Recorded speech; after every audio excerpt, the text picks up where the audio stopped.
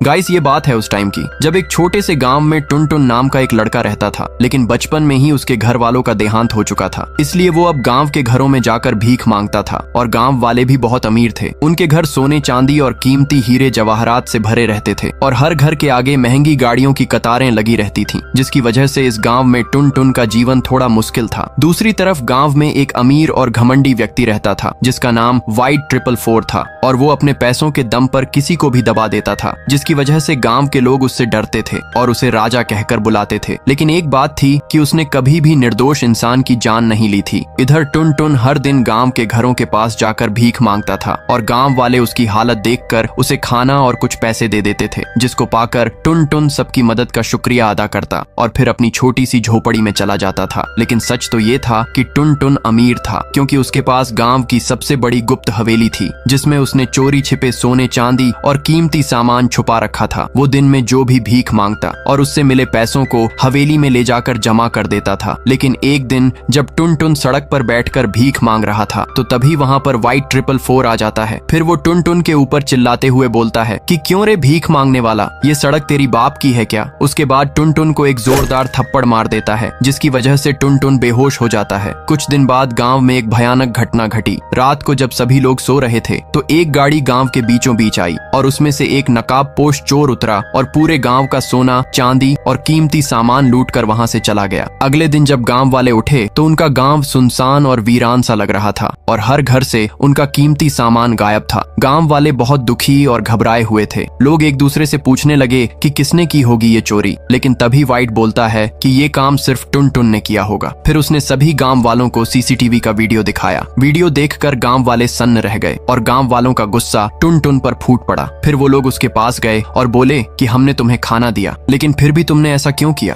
और अब तेरे जैसे धोखेबाज को अब गांव में रहने का कोई हक नहीं है। उसके बाद वो लोग उसे मारने लगते हैं और थोड़ी देर बाद टुनटुन बेहोश होकर वहीं पर गिर जाता है। अब टुनटुन गांव में अकेला और तिरस्कृत व्यक्ति बन चुका था और कोई भी उससे बात नहीं करता था। फिर एक दिन टुनटुन वाइट के घर गया और उससे कुछ खाने के लिए भीख मांगी, लेकिन वाइट ने उसे थप्पड़ मारकर बेहोश कर दिया। फिर उसने टुनटुन को गाड़ी में लाद कर सड़क के बीचों बीच रखा और अपनी गाड़ी उसके ऊपर चढ़ा दी, जिसकी वजह से टुनटुन की वहीं पर मौत हो गई। उसके बाद वाइट ने उसकी लाश को एक पेड़ के ऊपर लटका दिया ताकि गांव वालों को लगे कि टुनटुन ने खुदकुशी की है। फिर कुछ देर बाद गांव वाले आए और उसकी लाश को नदी में फेंक दिया। उसके बाद उन्हें लगा कि अब सब कुछ शांत हो गया है और अब गांव सुकून से रहेगा। लेकिन रात होते ही एक उड़ता हुआ पेड़ आसमान में दिखने लगा और वो पेड़ गांव के लोगों को डराने लगा। फिर एक रात उस उड़ती हुई पेड़ ने गांव के एक आदमी को मारा और उसकी लाश को गांव के बीचों बीच पेड़ से लटका दिया। अगली सुबह गांव वाले इकट्ठा हुए और डर से कांप उठे। उसके बाद कुछ लोगों ने बोला कि मैंने भी उड़ती हुई पेड़ देखी है और ये सचमुच डरावना है, लेकिन कई लोग मजाक उड़ाने लगे और इसे अफवाह बताया। उसके बाद हर रात टुनटुन की उड़ती हुई आत्मा गांव में दिखाई देने लगती है और एक डरावनी आवाज गूंजती। फिर जो भी उस आवाज को सुनकर घर से बाहर निकलता तो उसकी लाश अगली सुबह पेड़ पर लटकी मिलती। कुछ दिन बाद रात को रूपक सो रहा था, लेकिन तभी उसको एक डरावनी आवाज सुनाई देती है। फिर वो उठकर बाहर गया, लेकिन वहाँ कोई नहीं था। तभी अचानक उड़ता हुआ पेड़ वहाँ आता है और टुनटुन बन जाता है। फिर वो रूपक को एक झटके में बेहोश कर देता है। अगली सुबह उसकी लाश भी पेड़ पर लटकी मिली। गांव में अब दहशत का माहौल था। लोग अपने अपने घरों में कैद हो गए और कई तो गांव छोड़कर भागने लगे। लेकिन इसी बीच गांव में महाराज राइस्टार आया। उसकी आवाज में एक अजीब सी ताकत थी और वो गांव वालों से बोलता है कि टुनटुन ने चोरी नहीं की थी, वो बेचारा तो निर्दोष था और असली चोरी तो वाइट ने करवाई थी, लेकिन तुम लोगों ने उसकी हत्या कर दी बिना सोचे समझे। उसने जब गांव में आकर खाना मांगा तो तुम सबने उसे लात मारी और एक दिन वाइट ने उसे सड़क पर बेहोश कर गाड़ी से कुचल दिया और उसकी लाश पेड़ पर टांग दी ताकि उसकी चोरी का राज हमेशा के लिए मिट जाए, और तुमने उसे आत्महत्या समझकर नदी में फेंक दिया। अब उसकी आत्मा बदला लेने आई है। महाराज राइस्टार की बातें सुनकर गांव वाले हिल गए। उसके बाद राइस्टार अचानक वहां से गायब हो जाता है। फिर चारों ओर काला अंधेरा छा गया। बिजली कड़कने लगी। डर से लोग इधर उधर भागने लगे। रात होते ही टुनटुन की आत्मा गांव में दिखने लगी। उसके बाद वो लोगों को डराकर मारने लगता है और एक ही झटके में कई लोग मौत के आगोश में चले गए। गांव के लोग रात होते ही अपने घरों में छुप जाते थे। White 444 भी डर के मारे छुपा हुआ था। फिर एक रात टुनटुन गांव के हर घर के बाहर अजीब सी मशीन रखता है। जो भी व्यक्ति मशीन के पास जाता तो वो मशीन उसे अपनी जादुई शक्ति से मौत के घाट उतार देती और अगली सुबह पेड़ पर फिर से लाश लटकी मिलती। साथ में पेड़ के नीचे वही मशीन पड़ा हुआ था। गांव वाले मशीन को देखकर दंग रह जाते हैं। फिर अचानक से मशीन टुनटुन के रूप में बदल जाती है और आसमान में उड़ जाती है। गांव वाले डर से अपने घर की ओर दौड़ जाते हैं। फिर एक दिन महाराज आज राइस्टार फिर से गांव में आया। उसके बाद वो गांव वालों से बोलता है कि टुन टुन तब तक शांत नहीं रहेगा जब तक उसका हत्यारा वाइट जिंदा है, इसलिए वाइट की बलि देनी होगी, फिर सब कुछ शांत हो जाएगा। इतना बोलकर राइस्टार वहाँ से गायब हो जाता है। उस रात वाइट सो रहा था, लेकिन अचानक टुन टुन की आत्मा घर में घुस जाती है। फिर अगली सुबह वाइट की लाश पेड़ पर लटकी मिली। गांव वाले अब और भी घबराए हुए थे। तभी टुन टुन की आत्मा प्रकट होती है और बोलती है कि मेरा बदला पूरा हो चुका है, लेकिन अगर तुम्हें शांति चाहिए तो मेरी लाश नदी से निकाल कर जला दो, तभी मैं मुक्त हो पाऊंगा। फिर गांव वाले तुरंत नदी पर गए, उसकी लाश निकालकर शमशान घाट पर जला दी। उसके बाद टुन टुन की आत्मा प्रकट हुई और गांव वालों को आखिरी बार धन्यवाद कहा, फिर धीरे धीरे गायब हो गया। अब गांव में फिर से शांति छा गई, लोग फिर से खुशहाल हो गए और गांव में अमीरी लौट आई। लेकिन ये खुशियां ज्यादा दिन नहीं टिकी, क्योंकि जो खतरा अभी टला था वो फिर से लौटने वाला था, एक नए अंदाज में। फुर्सतगंज नाम सुनते ही लगता था जैसे यह गांव शांति और सादगी की मिसाल हो। चारों ओर हरियाली, चिड़ियों की चहचहाहट और लोग जो प्यार से रहते थे। लेकिन ये सब दिन के उजाले तक ही सच था, क्योंकि जैसे ही रात होती फुर्सतगंज की सड़कों पर एक सन्नाटा छा जाता, गहरा, ठंडा और खौफनाक। हर रात गांव की गलियों में एक गाड़ी आती, बिना किसी आवाज के रुकती और उसमें से उतरता था एक नकाब पोश आदमी। कोई नहीं जानता था वो कौन है, कहां से आता है और क्यों लोगों को मारता है, लेकिन इतना तय था जो भी रात में घर से बाहर निकला अगली सुबह उसकी लाश जरूर मिलेगी और साथ में लकड़ियों का बंडल। गांव के लोग अब डर के साए में जी रहे थे। बच्चों को शाम ढलने से पहले घर बुला लिया जाता, दरवाजों पर ताले लग जाते। सब कहते कि रात में बाहर मत निकलना वरना वो आ जाएगा, और जो इस बात को हल्के में लेता वो फिर कभी नहीं दिखता। दरअसल ये महाराज राइस्टार का ही गांव था, लेकिन वो अब किसी श्राप की वजह से शक्तिहीन और गरीब हो चुका था। पर वो सीधा साधा गरीब लेकिन दिल का अच्छा था। एक दिन उसकी माँ की तबीयत इतनी बिगड़ गई कि डॉक्टर ने कहा कि इलाज चाहिए तो 5 लाख रुपए दो। राइस्टार के पास तो फूटी कौड़ी भी नहीं थी। फिर वो सोच में डूबा ही था कि तभी उसके दोस्त ज्ञान भाई ने बताया कि फुर्सतगंज में एक नया टीवी शॉप खुला है जहाँ काम करके अच्छा पैसा कमाया जा सकता है। फिर माँ के इलाज की उम्मीद में राइस्टार बिना सोचे समझे टीवी शॉप में नौकरी पकड़ लेता है। फिर वहाँ उसकी मुलाकात होती है नेहा से, जो कि एक सीधी सादी मगर डरी हुई लड़की थी। उसके बाद नेहा धीरे से राइस्टार से बोलती है कि सुनो यार, इस गांव में कुछ भी सही नहीं है, रात में मत रुकना नहीं तो बहुत बुरा होगा। राइस्टार डर गया, लेकिन मजबूरी थी। माँ की हालत सोचकर वह काम करता रहा। शाम होते ही शॉप के सारे मजदूर अपना काम छोड़ जल्दी जल्दी भाग जाते। नेहा भी रोज राइस्टार को गाड़ी से घर छोड़ने लगी और इधर हर रात वही गाड़ी आती, वही नकाब पोश आत्मा और एक नई लाश छोड़ जाती। धीरे धीरे गांव अब कब्रिस्तान बन चुका था। एक सुबह राइस्टार और नेहा काम पर जा रहे थे तो उन्होंने देखा कि सामने भीड़ जमा है। फिर राइस्टार दौड़कर पहुंचा और जो देखा तो उसकी रूह कांप गई। एक आदमी की कटी हुई लाश खून से लथपथ जमीन पर पड़ी थी। फिर राइस्टार डरते हुए बोलता है कि ये किसने किया। नेहा कांपते हुए राइस्टार से कहती है कि शायद वही था। फिर एक दिन राइस्टार नेहा से कहता है कि नेहा, आज मैं थोड़ा लेट आऊंगा। नेहा डरते हुए बोलती है जो भी कर, पर रात से पहले लौट आना। लेकिन उस रात वो कुछ ज्यादा ही लेट हो गया। फिर वो पैदल घर पर लौट रहा था, लेकिन तभी अंधेरे रास्ते पर कुछ अजीब सी आवाज गूंजने लगी और फिर उसे सामने से वही गाड़ी आती दिखाई दी। राइस्टार छुपने ही वाला था कि उसमें से नकाब पोश आदमी उतरा और पास के घर का दरवाजा खटखटाया। घर में से एक आदमी बाहर आया और अगले ही पल उस आत्मा ने उस आदमी को मार दिया। राइस्टार डर के मारे भागने लगता है, लेकिन तभी उसे किसी ने पीछे से जोर से टक्कर मार दी। उसकी आंखें बंद हो गईं और वो बेहोश हो गया। अगली सुबह गांव में फिर एक लाश मिली, वहीं लकड़ियों का बंडल, जिसे देखकर लोग कांप रहे थे। उसके बाद नेहा राइस्टार को ढूंढती है और उसे एक सुनसान रास्ते पर बेहोश पड़ा पाती है। फिर घर ले जाकर पूछती है कि क्या हुआ यार, तुम वहाँ पर कैसे पहुँच गए। राइस्टार थरथराते हुए कहता है कि मैंने उसे अपनी आंखों से देखा, उसने फिर किसी को मार दिया और फिर मैं बेहोश हो गया। उसके बाद नेहा गहरी सांस लेती है और डरते हुए बोलती है कि जो भी उसे देखता है वो ज्यादा दिन जिंदा नहीं रहता। अब अगला नंबर शायद तुम्हारा भी हो सकता है, प्लीज तुम अपना ध्यान रखना।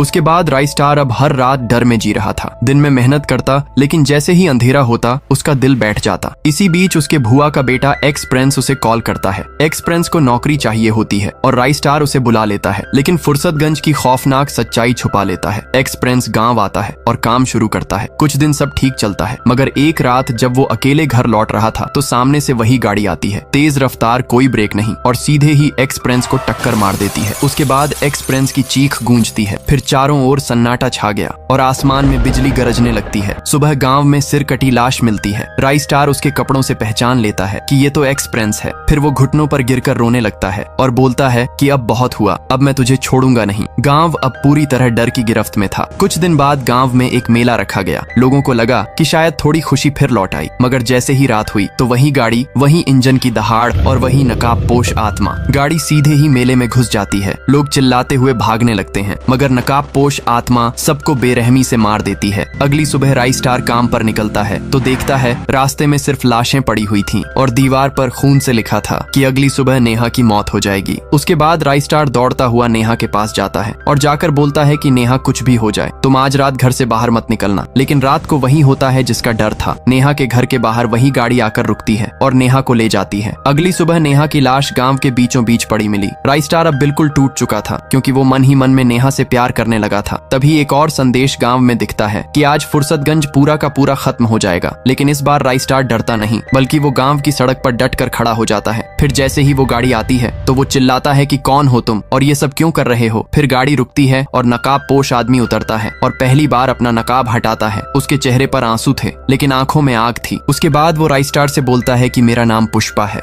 आज से 4000 साल पहले ये फुर्सतगंज एक घना जंगल हुआ करता था। हर पेड़ हर जानवर मेरा परिवार था और मैं उसी जंगल का रक्षक था। लेकिन फिर आई निक्की माफिया। फिर उसने जंगल पर कब्जा कर लिया, पेड़ काटे और जब मैंने विरोध किया तो मुझे भी उसने मार दिया। अब मैं उसी अन्याय का बदला ले रहा हूँ। फिर राइस्टार धीरे से बोला कि अगर मैं तुझे इंसाफ दिलाऊं तो क्या तू हमारे लोगों को छोड़ देगा। फिर पुष्पा की आत्मा बोलती है कि हाँ, लेकिन जब तक निक्की माफिया जिंदा है मैं मुक्त नहीं हो सकता। अब राइस्टार और पुष्पा एक साथ निकलते हैं और गाड़ी निक्की के गुंडों को कुचलती है। फिर आखिर में निक्की सामने आती है। राइस्टार चिल्लाता है कि तेरे लालच ने प्रकृति को मार डाला लेकिन अब तेरा अंत होगा। लेकिन आगे देखने से पहले आप लोग फ्री फायर और चुड़ैल ग्रैनी में से किसे पसंद करते हो? फ्री फायर को पसंद करने वाले सभी लोग वीडियो को लाइक करके चैनल को भी सब्सक्राइब कर लो और कमेंट में आई लव फ्री फायर जरूर से लिख देना। देखते हैं कितने लोग फ्री फायर को सच में पसंद करते हैं। उसके बाद वहाँ पर पुष्पा प्रकट होता है और एक ही वार में निक्की को भस्म कर देता है। फिर गांव से अंधेरा गायब हो जाता है और पुष्पा की आत्मा मुस्कुराकर कहती है कि हर दिन एक पेड़ लगाना तभी मेरा जंगल लौटेगा। इतना कहकर वह आसमान में विलीन हो जाता है। अब फुर्सतगंज में हर दिन एक पौधा लगाया जाता है और पुष्पा को याद किया जाता है। और गाइस, अगर आप लोगों को ये वीडियो थोड़ा सा भी अच्छा लगा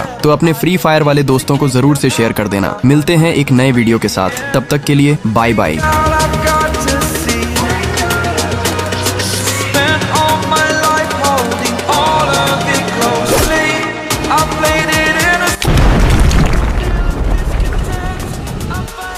हरगिज झुकेगा नहीं साला।